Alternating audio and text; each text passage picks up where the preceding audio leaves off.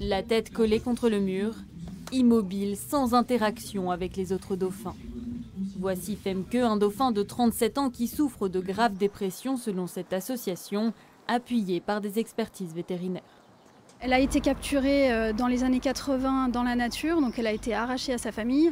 Il y a 2 ans, son fils a été vendu à un parc grec. C'était son fils unique, donc ça a ravivé probablement ce traumatisme. Et depuis, elle est comme prostrée. Depuis 10 ans, Femke appartient au parc Astérix où elle participe au spectacle avec les autres dauphins. L'association demande au préfet son transfert au calme dans un sanctuaire marin.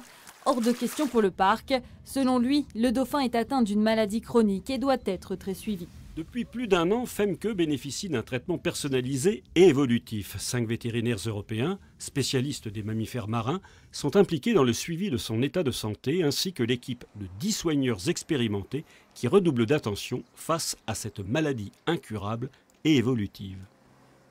Pour l'association, Femke est une goutte d'eau dans l'océan. Derrière la bataille pour sa libération, c'est la guerre contre la captivité des dauphins qui se joue. Et même les plus jeunes sont sur le front. Quand il est dans les océans, il peut aller où il veut. Et puis dans les bassins, il peut se faire attaquer par les autres. Et il ne peut pas s'échapper, alors que dans l'océan, il peut. Pour le moment, l'association n'a reçu aucun retour de la préfecture qui n'a souhaité faire aucun commentaire sur l'affaire.